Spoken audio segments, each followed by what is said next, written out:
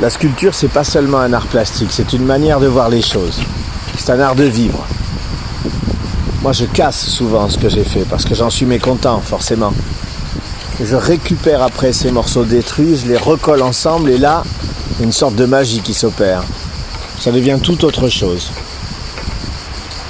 Une sculpture n'est jamais terminée, il faut la travailler constamment, y rajouter des choses, la repeindre, la refaire, et puis la laisser vivre.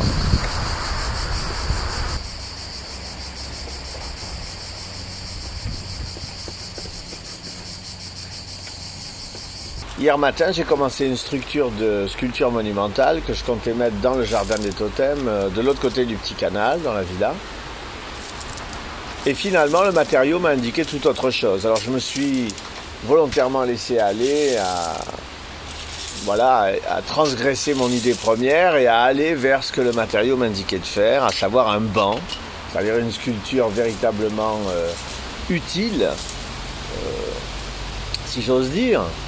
Je vais essayer là ce matin de commencer à peindre la structure qui ne sont que des morceaux de sculpture fracassés, cassés, recollés ensemble avec du ciment blanc et des produits qui renforcent le ciment et les colles.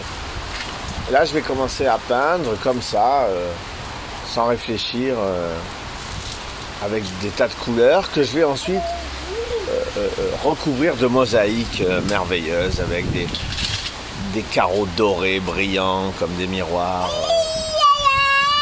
Ça va être splendide. Je pense, hein.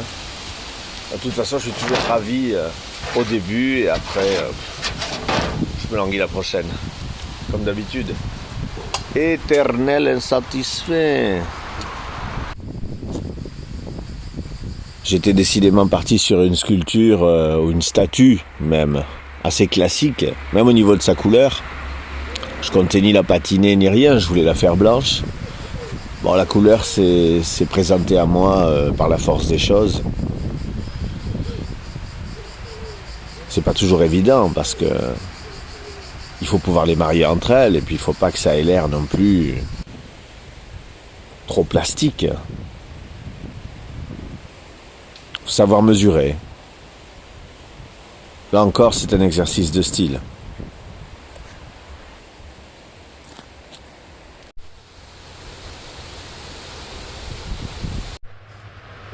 Je suis finalement très content de la réalisation de cette œuvre. Elle apporte quelque chose de nouveau à la villa. Elle est au milieu des arbres, en bordure de canal, propice à la méditation, la réflexion ou la prière. Et elle est toute en couleurs.